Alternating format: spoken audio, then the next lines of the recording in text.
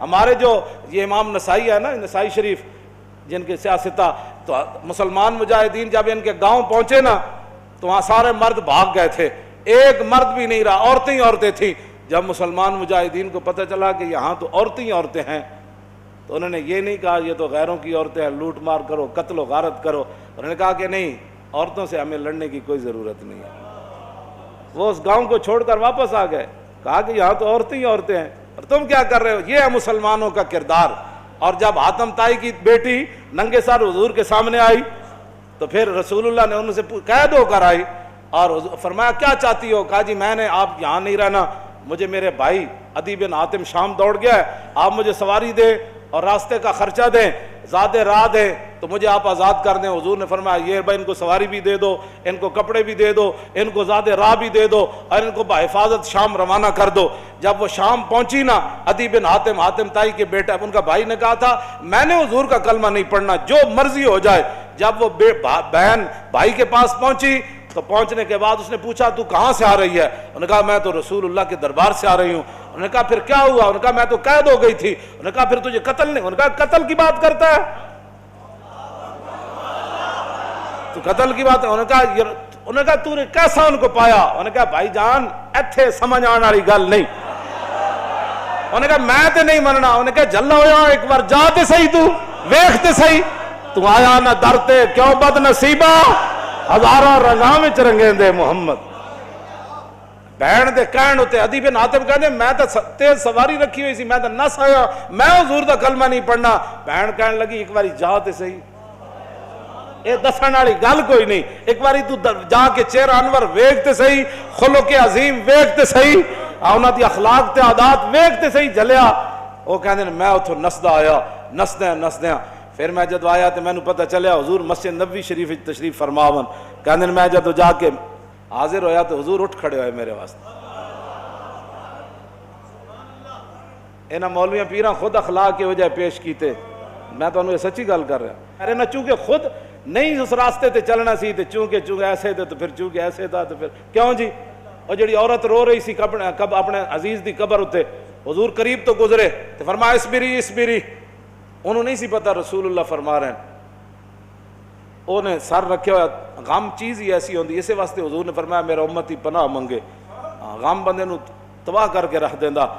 انہیں کہا مینوں کہنے والے اسبری، جے تینوں یہ مصیبت پہنچی ہوندی تو تم مینوں نہ کہندا ہے گا۔ میرے آقا نے یہ سنی گل تو حضور چل پے، اس عورت نے کوئی گل نہیں فرمائی۔ اس سے یہ بھی پتہ چلتا ہے کہ جب آدمی اگلا اس حالت میں ہو تو اس کو تبلیغ نہیں کرنی چاہیے، بس جو بات کر دی وہ کر دی، بات ختم ہو گئی۔ زبردستی کسی نے ڈھا کے منانا ہے، لبیک دا نعرہ جنہوں سمجھ نہیں آیا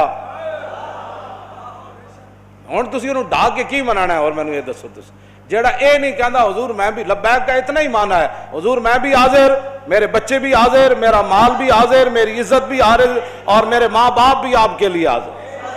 اس سے زیادہ لبیک کا کوئی معنی نہیں ہے، اور تاجدار ختم نبوت کے نعرے کا اس سے زیادہ کوئی معنی نہیں کہ ساری دنیا طے و بالا ہو جائے لیکن حضور کی ختم نبوت پر پیرا ہر صورت میں ہوگا، بس اس سے زیادہ تاجدار ختم نبوت کا ہاں جی،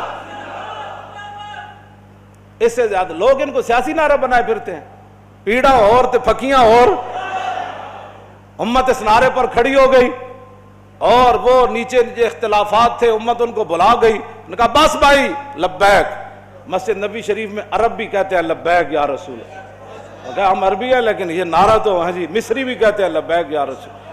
پورا عالم اسلام نہیں پوری دنیا کہہ رہی ہے اس وقت لبیک یا رسول اللہ، ہاں لبیک یا رسول اللہ۔ تو اس سے بڑا اللہ کا کیا کرم ہو سکتا ہے کہ امت اختلافات کو بھلا کر حضور کی غلامی کے لیے جمع ہو گئی۔ اور اقبال کہتا تھا، میں کہتا تھا اقبال کی یہ خواب کب پورا ہوگا کہ اقبال کہتا تھا زان کے ملت را حیات از عشق اوست اور برگ و ساز کائنات از عشق اوست۔ اقبال کہتا تھا کہ ملت کی حیات، ملت کی ترقی، ملت کا عروج اور پوری دنیا پر اسلام کے غلبے کی ایک ہی وجہ ہے کہ امت حضور سے پیار کرے، حضور سے عشق کرے۔ تو میں کہتا یہ کیسے ہوگا؟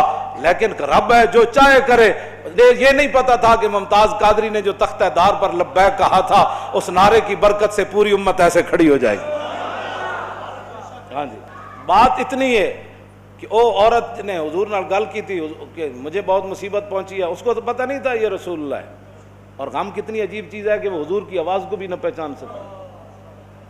اللہم انی اعوذ بک من الغم والحزن، حضور کی اپنی دعائے مبارکہ ہے کہ میرا امتی کہے میں پناہ مانگتا ہوں غم اور حزن سے۔ ہاں جی، یہ بڑی ڈاڈی شے ہے۔ اب میں جو بات اگلی کرنے لگا ہوں، بعد میں جب صحابہ آئے تو انہوں نے کہا آپ کو پتہ ہے جنہوں نے آپ کہا تھا اصبری صبر کرو وہ کون تھے؟ کہا نہیں۔ انہوں نے کہا وہ تو خود رسول اللہ تھے۔ وہ میں نے حضور کو یہ جواب دیا ہے۔ وہ کہتی ہے میں پھر گئی جلدی جلدی حضور کے دربار پر، میں جو بات کرنے لگا ہوں وہ یہ ہے، وہ کہتی ہے جب میں حضور کے دروازے پر پہنچی تو میں نے کوئی وہاں چوکیدار نہیں پایا۔ 50 گارڈ اگے تے 50 پیچھے، اس حضرت صاحب نہ سلام کون لوے گا؟ جتیاں پوان والے اور جبے پوان والے اور تے میک اپ کرن والے اور۔ ہاں جی، میں تے نہیں پڑھیا نہیں جو اس وقت حسنہ جلیا، اور اسی واسطے تو ایک باری جڑا حضرت عدی بن حاتم آئے نا تے جدو رسول اللہ نال ملاقات ہوئی حضور اٹھ کھڑے ہوئے تے عدی بن حاتم کہندے نے میرے دل نے گواہی دیتی ہے اللہ دے رسول۔ کیوں جی؟ فرماندے پھر حضور نے میرا ہاتھ پکڑیا تے حضور اپنے در اقدس کی طرف گھر دی طرف چل پے، کہندے راستے ایک بڈھی مائی مل گئی، عورتاں نوں ویسی گلاں نہیں مکدیاں تے مائی بھی ہوے تے پھر بڈھی بھی ہوے۔ کہندے انہوں نے اتنی لمبی گفتگو حضور نال کیتی تے حضور دے چہرہ انور تے بھی ناگواری دے آثار ظاہر نہیں ہوئے کہ میرے نال مہمان ہے تو بس بھی کر رہا۔ کہندے نے میں کھڑ کھڑ کے تھک گیا، لیکن رسول اللہ نے ایک بار بھی اس مائی نو نہیں فرمایا کہ مائی بس کر اور کام تھوڑے۔ کہندے انہوں نے اپنی پوری گفتگو مکمل کی تھی تو پھر حضور چلے نہ جدوں، کہندے دوسری باری میرے دل نے گواہی دیتی حضور اللہ دے رسول۔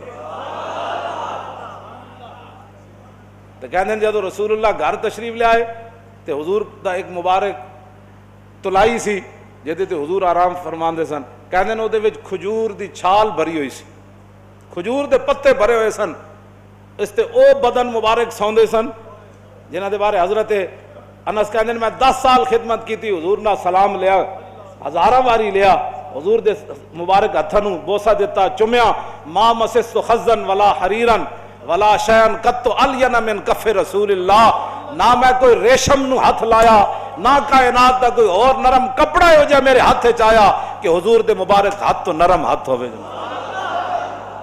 کیوں جی؟ حضور اس تلائی تے سوندے سن جے وچ روئی نہیں سی، کھجور دی چھال بھری ہوئی سی، نہ انہاں کدی چھال ہوتے سونے، نہ انہاں کدی بدر جانے، نہ انہاں کدی جناب تلوار پکڑ کے خندق وچ پہرے دینے، انہیں تو کہنا یہ لبیک والے کیا کر رہے ہیں؟ اسلام تو امن کا درس دیتا ہے۔ میں کہا دسو نا خندق وچ کتنے بندے آئے؟ کیوں جی؟ خندق وچ کتنے بندے آئے؟ یہ دسو نا قوم لوگاں نو، اذا جاءتکم جنود فارسلنا علیہم ریحا وجنودا لم تروا وکان اللہ بما تعملون بصیرا اذ جاءوکم من فوقکم ومن اسفل منکم وزاغت الابصار وبلغت القلوب الحناجر وتظنون باللہ الظنونا هنالک ابتلی المؤمنون وزلزلوا زلزالا شدیدا واذ یقول المنافقون والذین فی قلوبہم ما وعدنا اللہ ورسولہ ہاں فی قلوب مرض ما وعدنا اللہ ورسول اللہ غرورا۔ یہ تو منافق کا کام ہوتا ہے جب مشکل وقت او جی دیکھا گریک ٹاؤن ہو گیا، اور میں کہا پھر کی ہویا؟ یہ تو منافق کا کام ہوتا ہے کہ جب مشکل حالات آئے تو کہ دیکھو جی جن کا وہ دیکھو جی اللہ رسول ساڑھے نہ ہاتھ، میں ہاتھ کرنے دا معنی کر رہے ہیں، لفظی معنی تو نہیں نہ بنتا۔ اللہ رسول نے تو ان کا لفظی معنی کیا بنتا ہے کہ انہوں نے کیا اللہ رسول کی طرف نسبت کر دی کہ ہمیں تو دھوکے سے دو چار کر دیا گیا۔ ہاں جی، ہمارے ساتھ یہ دیکھو کیا بن گیا کہ جناب ہمیں تو وہ کہتے تھے ہمیں تو پیشاب کرنے کا جو خوف ہے کہ پیشاب کرنے جائیں گے بندہ مار دے گا، تو کیسر و کسرا کب فتح ہوں گے؟ یہاں مدینے میں تو پیشاب کرنے کی سہولت نہیں رہی، 25,000 کا لشکر۔ منافق کا کام ہی یہ ہوتا ہے کہ وہ جب صحابہ ادھر جو ہے وہ کیا کارنامے سر انجام، اور منافق ان کا بھی رب نے قرآن میں بیان فرمایا کہ منافق کہنے لگے کہ ما وعدنا اللہ ورسولہ وَإِذْ قَالَتْ طَائِفَةٌ مِّنْهُمْ يَا أَهْلَ يَثْرِبَ لَا مُقَامَ لَكُمْ فَارْجِعُوا وَيَسْتَأْذِنُ فَرِيقٌ مِّنْهُمُ النَّبِيَّ يَقُولُونَ إِنَّ بُيُوتَنَا عَوْرَةٌ وَمَا هِيَ بِعَوْرَةٍ إِن يُرِيدُونَ إِلَّا فِرَارًا۔ کیوں جی یہ منظر بیان نہیں کیوں نہ؟ چلو چلیے چلیے چلیے توبہ کرو، تھے حال ہی کوئی نہیں، 25,000 کا لشکر آ گیا، آج تے بچی کسی دی نہیں ہونی۔ کہنے لگے حضور گھر لگے پیچھے، گھر میں بندہ کوئی نہیں کی بڑھے گا. اللہ نے فرمایا میرے حبیب گھر تے کاشانہ اقدس جدو آپ گھروں چل کے آ گئے تے آپ دا پیچھے گھر کوئی نہیں, صدیق اکبر دا گھر کوئی نہیں, فاروق اعظم دا گھر کوئی نہیں, عثمان غنی دا گھر کوئی نہیں, حیدر کرار دا گھر کوئی نہیں, انہاں دے گھر وکھرے آ گئے. میرے حبیب گھر لگے ہون دا مسئلہ نہیں, یریدون الا فرارا, اے تے چھا میدان چھڑ کے نسن لگے. او جی ہمارا لبیک سے تعلق نہیں ہے, مشکل ٹائم جو آ گیا, ہاں جی مشکل ٹائم, ہمارا لبیک سے تعلق نہیں, یہی تو بات ہے.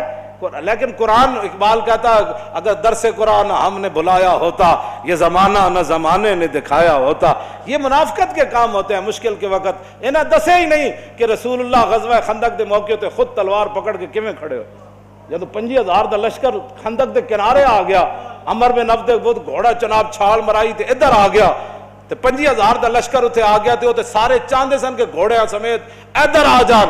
اس وقت میرے آقا و مولا پھر خود تلوار پکڑ کے کھڑے ہو گئے, اور حضور کو اللہ نے دبدبا کتنا دیا, کانہ و فرد فی جلالتہ فی عسکر حین تلقاہ وفی حشمی لہو ہمم لا منتہا لکبائرہا وہمتہ الصغری جل من الدہر. یہ دوسرا حضرت حسان کا شعر ہے, پہلا امام بوصیری کا شعر ہے. فرمایا اللہ نے ہمارے آقا و مولا کو ہیبت اور جلال اتنا عطا فرمایا کہ حضور تنہا بھی کھڑے ہوتے تو محسوس ہوتا کہ حضور کی پشت پر لاکھوں کا لشکر کھڑا ہے. ہاں جی ہاں جی توجہ, حضور خود تلوار پکڑ. کیوں جی علیکم بسنتی ہے نہیں, یہ نہیں سنت کہ جب دین پر مشکل وقت آ جائے تو رسول اللہ خود تلوار پکڑ کر کھڑے ہو گئے. کیا یہ ان کے لیے سنت نہیں تھی کہ جب حضور کی ختم نبوت پر مشکل وقت آیا, حملہ ہو گیا اور حضور کی عزت پر حملہ ہو گیا, تو کیا قوم کے رہنماؤں کی, مذہبی رہنماؤں کی, پیروں کی, فقیروں کی, مولویوں کی یہ ذمہ داری نہیں تھی کہ خود میں